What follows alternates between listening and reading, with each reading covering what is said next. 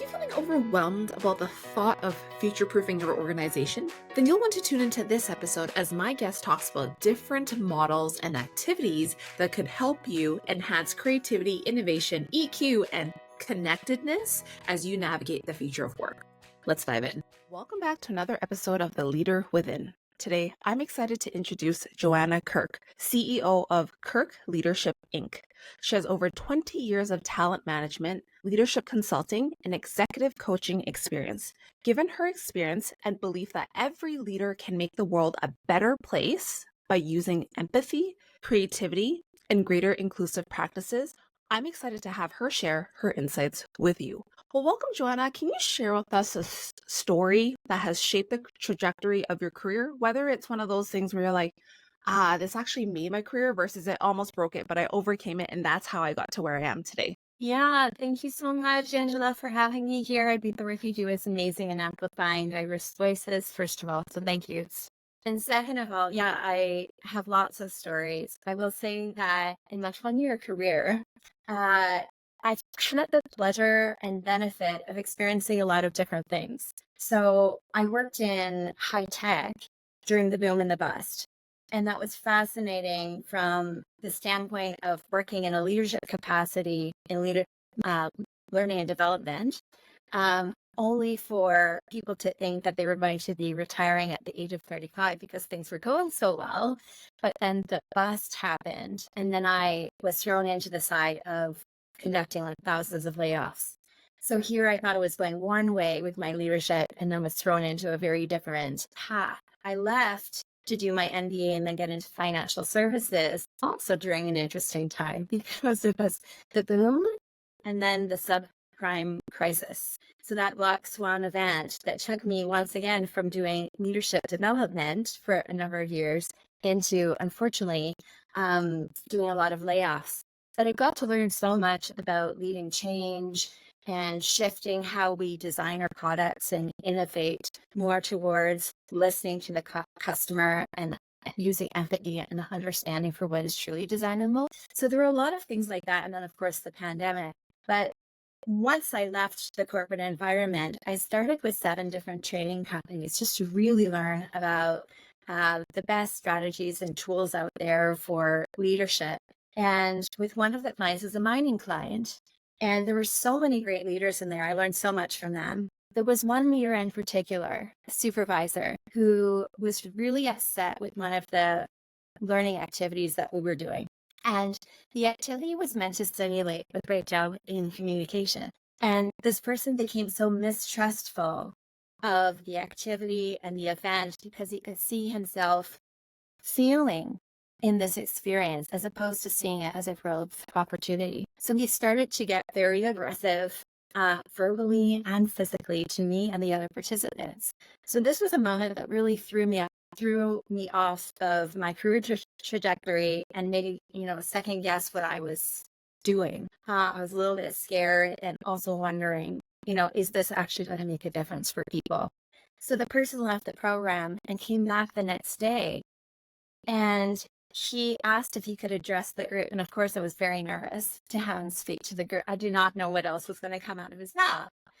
And what he said shocked me and everybody else. He said that he went back to this crew and he asked them for feedback. And he said, "I'm a great supervisor, right?" And they said, "You're a good manager. You're not a great leader." And he's like, "What's the difference?" And they said, "You tell us what to do. You set clear goals and expectations. You're directive, but you do not do inspiration, motivation, inclusive practices, collaboration. You do not implicate us in the solution." And there was a huge difference in breakthrough for him in what leadership and management was.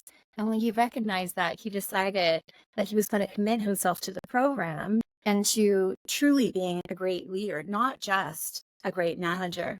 And so that took me from, I don't know what I'm doing. I'm having all these very tough leadership experiences with, all these different phenomena that are happening in the economy and the market, to then this personal experience with this person in the workshop, to having that massive epiphany of that difference and that commitment that we can all be a better leader and have that huge impact on people if we commit to our growth and our practices. Thank you for sharing that story. And I think it takes a lot of humility and character to be able to walk back to your crew after feeling uncomfortable with that exercise and then actually ask for the feedback and then share the experience from that session as well. And so for yourself, I hear a lot of resilience, adaptability that you had to go through as an entrepreneur and in your career as well. So, um, as a business owner, what would you say is like kind of the parameters that you set up for yourself to be like, okay, you know what, like this feedback is valid. Like I need to kind of jump on it and adapt and pivot versus others where it's like, I think this is actually noise. Maybe I should hear it and table it, but not actually act on it. So yeah, again, what was the parameters that you kind of put in place for yourself so that you could appropriately adapt? I work with a lot of great partners and I use some training simulations from a company called Experience Point, for example. And each member of their team is so customer service oriented that I love working with them so much. The partnership is so strong and I've learned a lot from them and they're always open to feedback. To your question and to your point, for me as the individual contributor growing up in this space, I really wanted a 5 out of 5 all the time. That if I didn't get a 5 out of 5 on my evaluations for workshops or coaching, that did knock me off my grounding, especially in the beginning. And then what I started to realize is the importance of feedback, particularly when there's quantitative information. If somebody gets a 4 or a 3 without information, then we do our best to follow up with the clients and see while keeping the confidentiality. But when we can find out more information about what would make this an even better customer, employee, participant experience, that is gold. So I've learned that from my partners. I've learned that from, working in the restaurant industry and the hotel industry. I think everyone should do that ultimately to be able to have that customer service orientation. And so by and large, we do get some really, whole round results. And when we, hear a piece of feedback that is counter to that, we do pay attention and we listen to it to make sure that we are always improving our products and services. Thank you for sharing that. And I kind of want to dive into the leadership challenges piece because you do a lot of coaching with executives and organizations. So, what would you say is one of the biggest challenges that leaders are facing? That leaders are facing today, I think in the DEI, belonging, IATB, and mental health. I think that's huge in terms of burnout, in terms of the hybrid workplace, in terms of the future of work and future proofing our talent. And I think there's a lot of anxiety that's been created throughout the pandemic and beyond.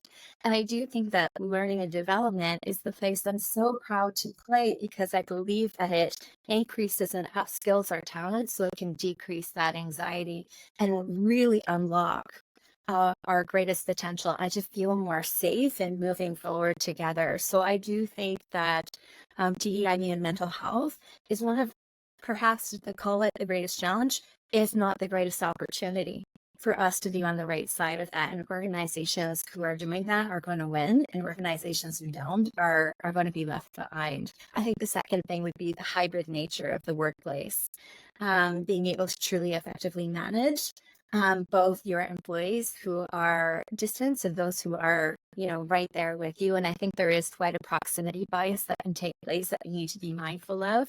And I know that through the pandemic, I was coaching a lot of leaders who told me, Joanna, I'm just going to put my leadership on hold during the pandemic. I'm not going to have tough conversations. I'm not going to ask for feedback. I'm not going to do X, Y, and Z in terms of coaching. And I shared with them that what could be the potential consequences? You said the coaching questions for them to really think about, raise consciousness too, in that absentia of leadership, what could transpire and what could maybe give them a competitive advantage if they were to practice those leadership practices and principles and get even better in a more equitable way, regardless of where somebody is located. And I think those leaders who chose to practice that during the pandemic and get better and better at it, as I did, start to learn how to actually enable and empower a workforce that could be global in nature, could be hybrid in nature, but certainly a lot more flexible and agile than ever before. Is a huge learning challenge turned opportunity. Okay, there are so many things I want to dive into, and where I'm going to start with is that belonging piece, especially for a hybrid workplace, right? What's a strategy that you've helped a leader with, being like, hey, like, you know what, I actually manage a team that is global, and they're in that hybrid dynamic, and it seems like there's certain pockets that are more so struggling with feeling like they belong with the team. Yeah, what's a piece of strategy that you've given them to help them? So there's a particular tool that I've curated, and it's the Ritu Basine in the adaptive space. And she talks a lot about the authentic self, the adaptive self, and the performing self. And oftentimes we, want to be your authentic self. That's the bad and ugly. That's, butting your hands after a big full meal. It's using expletives. It's being real, professional on the top, but guarding on the bottom. So that's a fun place to be. But then we, enter a presentation with a very different group of people, or you're having a one-on-one with somebody who has different preferences or needs than your own. And you're thinking about, if I'm a one-trick pony and I'm only leading in this way, it's going to engage certain people and it's not going to engage others. And so that's really explosive behavior. And I start to realize, oh, I'm more than a one-trick pony. I can adapt my communication style in this moment to get greater engagement and results with you, and then to come on back and be my authentic self. What I don't want to do is be in presenter mode. Like I'm so far away from my authentic or adaptive self that I'm starting to feel that I'm constantly presenting. I'm no longer, in the state of adaptive capability. I'm trying to be somebody who I'm not. And when we're over there, or when we're coached by leaders to be over there too much of the time, that we start to feel that loss of belonging and that disconnection to our coworkers, to our workplace, to the innovation, to all of it, to our customers, and so on. And so what I've coached leaders to do is to work, with that framework, thanks to Ritu on that one, to bring them on back to think about how can you as a leader model the way and be more of your authentic and adaptive self, where you can get greater engagement and results in inclusion and equity. And where do you need to perform the moments that come on back to being truly authentically you?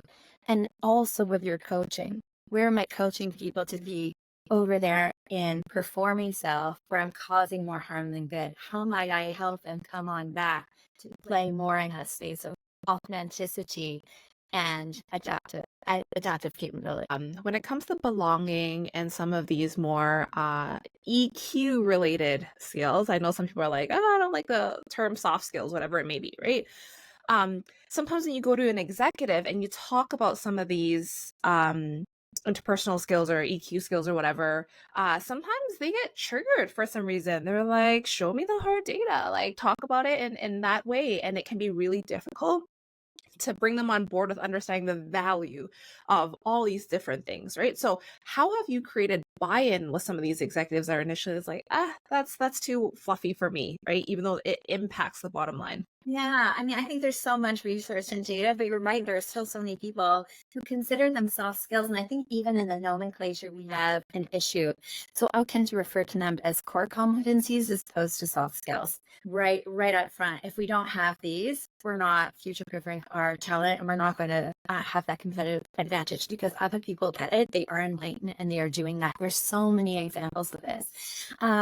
I have a story for you actually on this particular note. So of course, I've worked with lots of different industries, and my example before, but now I work with a lot of law firms, and I worked with them across North America, and I love to play in that space. And they dedicate a lot of their professional development budget towards TBIB and mental health. And I'm so appreciative of that. And it's gone extremely well. So I've done ones on my own. I've done some with Winview and others in this space. And then there was a law firm in Toronto, downtown Toronto, that I was doing on my own. And when I got in there, I just felt the energy was so contrarian to this kind of development of core competencies. In particular, it was emotional intelligence and DEI. And there was a lot of chatter over me and over each other. And so finally, I just called it out and said, hey, is there something you wanted to share? And the person said no. And I said, are you sure? It sounds like there's a really potentially valuable conversation happening there. And I just want to be inclusive. And he stood up and he said, no, you don't know us. You don't know anything about us. And again, was quite, aggressive in how he spoke and his bullying demeanor of standing up over me and over the group.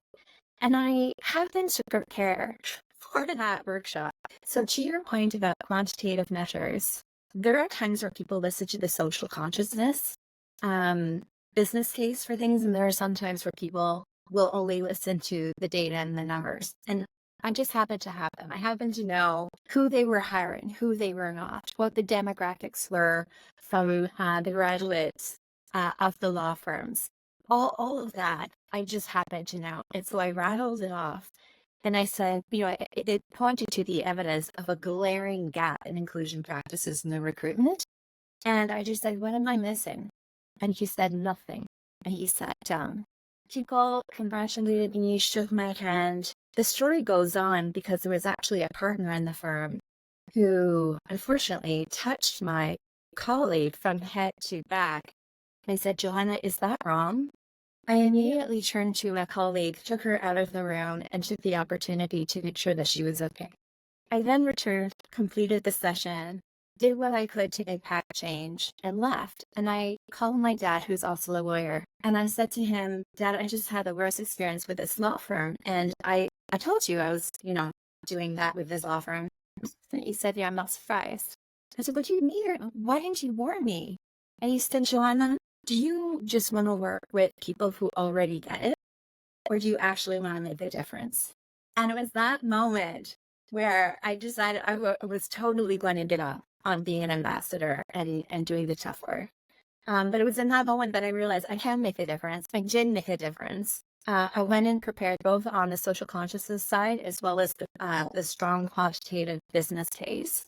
And it worked. And so I continue to leverage those skills of being really prepared and using examples and business cases and actually bringing people through experiences that show, for example, in EQ, that if they are to leverage it, they will be far more innovative and creative as a result of their end product or MVP, minimal viable product at the end of what they do, to show if they hadn't used the EQ, they would not have been as successful. But for the teams who did, here's the proof is in the pudding. So using all kinds of ways to help raise consciousness and have more proof points that this actually matters and is core competency, not soft skills. I love that terminology, core competency, especially when we're on. I recently heard a presenter say a war on words. And I think it's very, very challenging because it's like you want to be inclusive, mindful, respectful, but it gets to the point where sometimes it feels like it's crippling. Because depending on that lived experience for that individual, the word that may or may not trigger them will also like impact the outcome of certain things. So when you talk about core competencies, there is not, I feel like, a history of how it can disrespect someone, right? So I'm going to dive into the future proofing part because that's one of your zones of geniuses is how do you future proof organizations and upscale their talent, right? In spaces like EQ, innovation, and leading change.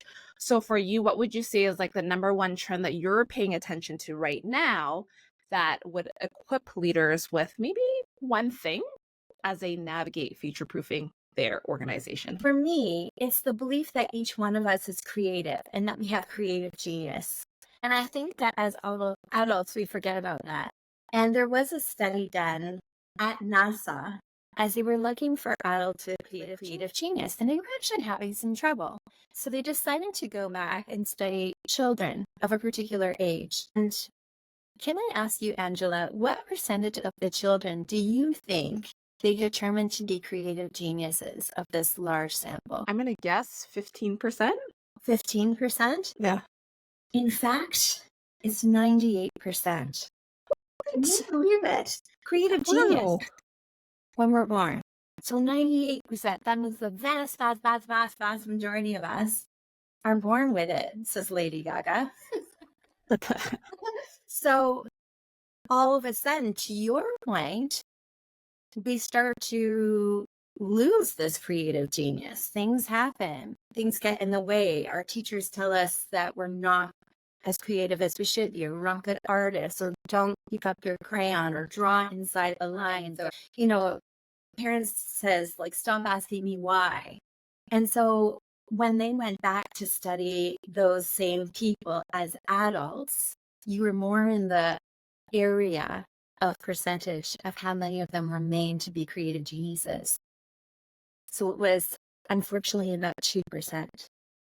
So all of that to say, the big takeaway for me is we are born with creative genius, and it starts to diminish over time unless we foster it.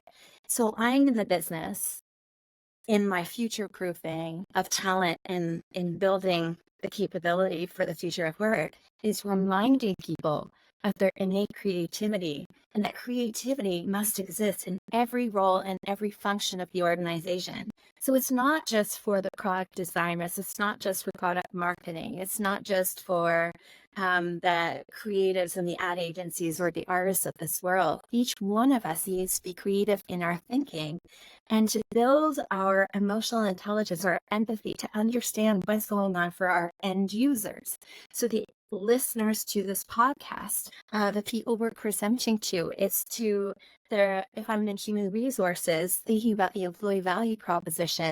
Who are the employees I'm designing this program for, and what are their pain points and their gain points? And I can get, in terms of a collective, more creative and collaborative as I keep the human at the center of my efforts. So believing in myself that I can be creative, that I'm not meant to do it alone, to take a customer-centered approach, and we coin it as design thinking, and we make it accessible and equitable for each person in the organization to be able to do this. And the more we start to believe that in every role we can be creative, the more we are going to be future-proofing our talent and working ahead with our competitive advantage. Okay, that creativity piece is like, especially that percentage was shocking for me when you said it went from like 98% to like as we grow up, like how it significantly drops. And for yourself, because usually leaders they are busy managing up laterally and they have to manage their teams. And sometimes it can be difficult to create an environment where it can foster this creativity. What is an activity that they can do to start creating the space for this creativity to come out? Understanding that it's just a starting point, it's not the be all end all. Yeah, I love that. So I think there are so many, I have so many ideas, and we do this all the time in our workshops. And it depends if you are in person or if you're doing this virtually and collaboratively. I think that, let's focus on one that supports leaders in this hybrid workplace. So I often will use something called a Miro board. Miro and Mural are two different companies, but fairly similar in terms of collaboration. It's free to use, and each person can go in there on their own laptop and see a board. And you can set up the board how you like. And there are post-its, you can type into it, etc. And you can do activities like getting small groups together to talk about rose, thorn, and bud, for example. So the rose on that pink post-it is about the things that are going particularly well relative to X, whatever your topic is. It could be onboarding, it could be your meetings, it could be your team events, things like this. So any topic. And so that small group in a comfortable, inclusive way can talk about and put on the post-its what's going well relative to that topic. Then the thorn is what's not going well. And so that might be the green thorn on that rose stem. These are the problem areas and pain points that we're experiencing. And then blue is standing them into that more creative space of thinking about what's possible. So what are the opportunities? So rose, thorn, and bud of opportunity, and just creating a space to say, I know that you are creative. I know that you have a voice and I'm creating that for you versus doing that in, a full blown session where everybody needs to speak up and put their hand up. And so many of us have high deference to hierarchy and group orientation. And so that doesn't really play to um, our diverse needs in a team, in a group. But by doing it this way is a really cool opportunity to have voices heard, and then for that leader or moderator to take a look back at that and put them together. So in that clustering, you can see, oh, where all the roses are, where all the thorns are, and where the buds are. And you can create some teams to say, you know what, why don't you all brainstorm on this one, you brainstorm on that one, to see where these ideas can go. And when you take action and really trust your team to have the creative prowess, then things can go a long way.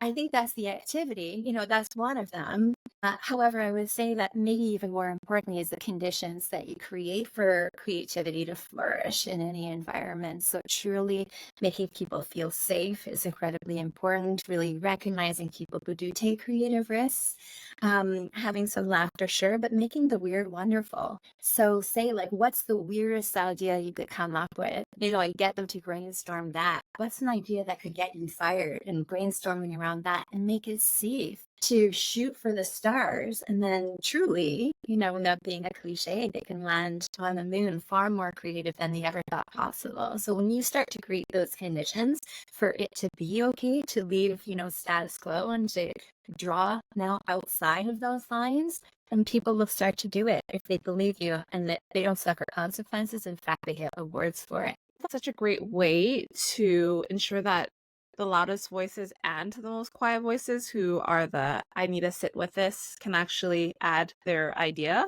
right? Like you said, not everyone's going to be willing to put their hand up, and sometimes the most quiet person in the room, they're not going to be heard, right? If they're not going to be the ones that put their hand up.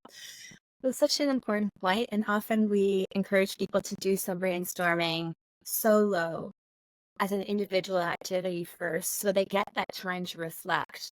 And with all of our different learning styles, I just think that's so important. And also with voices, how that can be impacted. So I love that you raise even more consciousness to additional things that can be done to make sure every voice is heard. Okay, last thing that I want to touch on before we slowly wrap up our conversation is the EQ piece, right? Because as part of future-proofing organizations, you mentioned that it's really important to upskill talent in that sense as well. So maybe what is one exercise or activity that you typically do with leaders to be like, hey, this is how you can start approaching it? I think I have to give you two, because I'm just too passionate about this area, and there are millions of activities you can do. Part of it's our secret sauce, that we do in our workshops and things like that. But I think that, for example, really practicing empathic communication can be really important. And one simple activity is actually finding out about somebody else's passion. And so it's taking a look at, having that conversation for 5 minutes to learn about the other person's passion and say, like, what went well, what didn't go well. And maybe have my first person record the kinds of questions that they ask. And often we ask, close-ended questions, and the conversation dies, and now we don't bridge across differences. So if you play golf and I don't, then I'm not going to network with you as effectively as somebody else who does. And then that leads to inclusion breakdowns, etc. So how can we build across those cultural differences with greater empathy, curiosity, and openness is to ask more open-ended questions to help that person feel seen and heard, part of the conversation, part of the team. And so we start to take a look at how to build those open-ended questions by starting it with maybe trigger first. So the trigger first might be like, describe or share with me what's most exciting about golf to you, or tell me, the top 3 things that you like to do when you get to the golf course, or, describe an experience you had golfing that was really exciting to you. So starting it with a verb really builds it up to a great open-ended question. And then teaching them about the acknowledged skill. So even if you don't resonate with golf, it's not hitting for you and you can't add anything to that, it's kind of great because you can acknowledge the fact that this sounds really exciting. This sounds like something that's really floats your boat, is exciting to you. And I was really excited to hear about that and learn more about you. Now the person feels seen and heard and they feel connected to you. Whereas maybe if we didn't use emotional intelligence, we didn't use the core competency of empathy to open up to curiosity and stepping inside somebody's world for a moment to learn about them, then it closes it down as like, well, we'll never be friends. And beyond that, unfortunately, that microaggression leads to macro impact of maybe not asking for that person's opinion on the next work event, or not, with project allocation, or thinking of them as part of the succession pipeline. So it does lead to massive things by using empathy. Now, Yes, please. the second one is about the SCARF model. So for emotional intelligence to thrive and for us to be our full potential and our best, really it's about moving our brain away from threat mode into reward mode. And when we're in a threatened state, when any one of the SCARF triggers are happening, then we're not at our best. So the SCARF is status, certainty, autonomy, relatedness, and fairness. And so as a leader, I can find out what's in harmony and not what's not for my people. And if they're feeling unseen and unheard, their status was probably out of whack, and they could potentially feel more in threat mode and not be performing at their full potential. Same with certainty, which is tough because there's a lot of information we cannot share. How might we empower with more and more communications that are effective? Autonomy, giving them a sense autonomy over the work and control over how they get these done. Relatedness, ensuring that we're creating conditions for people to connect and be engaged together. And then fairness is self-explanatory and always committing to our inclusion practices. So there are, free tests to do online with the SCARF model, where people can find out what's a trigger for them and having an opportunity to share with a partner what it is that, is a really important value to them, whether it's status or autonomy, and what circumstance, and we start to find out, have better conversations with our team members so that we can be adaptive in our capability and more mindful to keep that in harmony for each other and work together on that team effectiveness. So many golden nuggets. And one thing I wanted to call out was the point about connection. You don't have to have the exact same passion for a hobby or an interest in order to connect with someone. Sometimes the mere gesture of getting excited about them, being excited about something, I think it creates a deeper connection sometimes as a result of your interest. And like you said, creating space to hear them and see them. So as we slowly wrap up our conversation is, when it comes to unleashing the potential of individuals and organizations, what's the first thing that comes to mind for you?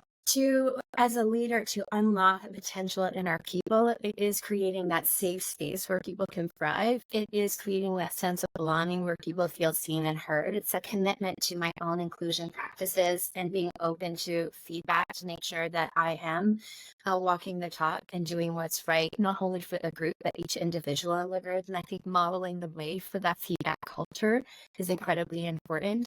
And I think the context matters. When you're a great leader or a great employee, but you don't have the conditions set up to actually be innovative or creative, there's some kind of consequence involved in that, or the incentives aren't in alignment, it's not going to work. So checking in on that context, the policies, the programs, your leadership, that feedback culture, and truly always coming back to that safe space of being yourself as an individual and allowing people to thrive and bring their diverse perspectives and who they are to the table and honoring that. I appreciate that insight. And my last question to you is, what is one thing you're working on that you're excited about? So in the space of emotional intelligence, I feel right now like a lot of the programs are directed towards self-awareness, team development, and leadership, as it should be. I just think we're missing something in the space of innovation. And in fact, to do design thinking, we must use emotional intelligence. And so I've been developing with my team a program on connecting emotional intelligence to all of those, key important things, and also to driving greater creativity and innovation in the organization in every role of the company or in your academic institution or wherever it is. And so it's really this very cool online collaboration with a live facilitator who's a deep expert in emotional intelligence and also in innovation, who's able to bring it together in a simulation that requires people to truly practice the behaviors and the skill sets of EQ and to see it be proven that it will result in greater creativity in our end product. So we're really excited to be launching that. Congratulations on developing this program, and I can't wait to see the content that you're going to publish, and so that I can stay up to date, and for the rest of the individuals to stay up to date and potentially access that program as well. So, Anna, thank you for sharing your story and a lot of those practical tips that you were able to share with us today. And to everyone else that's tuned into another episode, thank you so much for your time and attention. It means a lot to me, and I can't wait to stay in touch with you on my next episode. Till then, stay safe.